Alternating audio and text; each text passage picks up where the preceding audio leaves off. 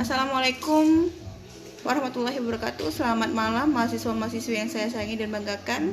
Ketemu lagi dengan saya Dr. Yasmira Mandasari Saragi SMH dengan mata kuliah Hukum Pidana. Silakan buka bahan materi yang telah saya share sebelumnya. Kita membahas mengenai sejarah hukum pidana di Indonesia.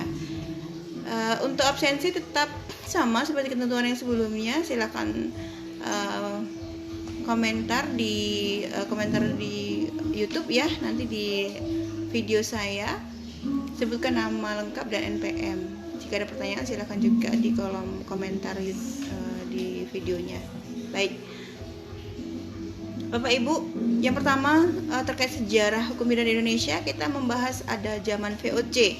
Di samping hukum adat pidana yang berlaku bagi penduduk asli di Indonesia oleh penguasa VOC, dimula-mula diberlakukan plakat-plakat yang berisi hukum pidana.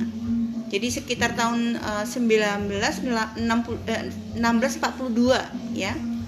Jadi namanya Johan Matsuyker, bekas Hof van Justice di Batavia, yang mendapatkan tugas dari Gubernur Jenderal Van Diemen merampungkan suatu himpunan plakat-plakat ya, yang diberi nama Statuten ya, Van Batavia ya. Jadi pada tahun 1650 himpunan itu disahkan oleh Heren Jeventian ya. Jadi menurut Utrecht ya, Utrecht ini pakar hukum ya di Belanda, hukum yang berlaku di daerah yang dikuasai oleh VOC ialah yang pertama hukum statuta yang termuat dalam Statuta Van Batavia. Kemudian yang kedua ada hukum Belanda kuno. Kemudian yang ketiga ada namanya asas-asas hukum Romawi. Ya. Kemudian selanjutnya setelah zaman VOC ada namanya zaman Hindia Belanda.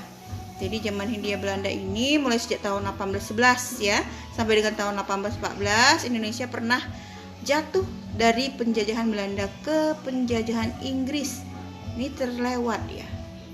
Yang terkenal kan penjajah Indonesia adalah Belanda dan Jepang. Ternyata ini ada Inggris ya.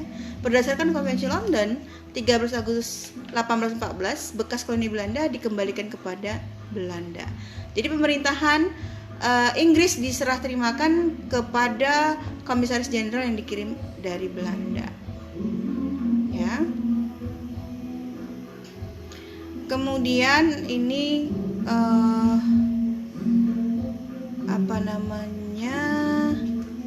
untuk Stadblad 1828 nomor 16 yang dibagi atas dua golongan ya. Yang pertama di pidana kerja rantai, kemudian di pidana kerja paksa. Jadi terdiri atas tidak diberi upah dan ada yang diberi upah. Jadi berbeda-beda ya. Dalam prakteknya pidana kerja paksa dikarenakan tiga hal sebagai berikut: kerja paksa dengan dirantai dan pembuangan, kemudian kerja paksa dengan dirantai tetapi tidak dibuang, kemudian yang ketiga ada kerja paksa tanpa dirantai tetapi dibuang. Ngeri ya, serem ya. Kita bersyukur ya hidup di zaman sekarang, tidak di zaman masa zaman Hindia Belanda ya. Oke, kemudian kita beralih ke zaman pendudukan Jepang. Jadi WVSI tetap berlaku pada zaman pendudukan Jepang. Hal ini didasarkan pada undang-undang atau namanya Osamu Shirei ya, nomor 1 tahun 1942 ya, yang bermula berlaku tanggal 7 Maret 1942 sebagai peraturan peralihan Jawa dan Madura. Jadi pasal 3 Osamu Shirei ini bunyinya sebagai berikut ya: semua badan-badan pemerintahan dan kekuasaannya, hukum, undang-undang, dan pemerintahan yang dulu tetap ada diakui sah buat sementara waktu asal saja tidak bertentangan dengan aturan pemerintah militer ya. Jadi dibandingkan dengan hukum pidana material, maka hukum acara pidana lebih banyak berubah ya, karena terjadi unifikasi ya, penyatuan ya acara dan susunan pengadilan. Jadi hal ini diatur dalam Osamu Shirei ya, atau undang-undang tadi nomor 3 tahun 1942 tanggal 20 September 1942. Kemudian kita pindah ke zaman kemerdekaan ya. Zaman kemerdekaan ini keadaan zaman kemerdekaan pendudukan Jepang dipertahankan sesudah proklamasi kemerdekaan. Jadi pasal 2 aturan peralihan Undang-Undang 1945 berlaku tanggal 18 Agustus 1945 mengatakan segala badan negara dan peraturan yang ada masih langsung berlaku selama belum diadakan yang baru menurut Undang-Undang dasar ini, ya. Ini ada pasal 1, pasal 2 ya. Ada beberapa yang disampaikan di dalam sejarah ya, zaman kemerdekaan. Kemudian kita lanjut di poin kelima, rancangan KUHP baru ya. Jadi hasrat untuk mengadakan kodifikasi KUHP nasional yang disusun oleh putra-putra bangsa negara itu sangat tinggi ya. Yang sumbernya digali di bumi Indonesia dengan memperhatikan perkembangan dunia modern di bidang hukum pidana sudah lama dicetuskan ya di dalam berbagai kesempatan termasuk seminar hukum nasional ya. Jadi ada beberapa kali nih rancangan-rancangan dari KUHP ya. Dari tahun 1971, kemudian buku 2 tahun 1976 gitu ya. Kemudian sejak tahun 1979 dibentuk tim pengkajian hukum pidana yang diberi tugas menyusun rancangan KUHP ya. Jadi tahun 1980, 1981 mulai disusun rancangan buku 1 ya.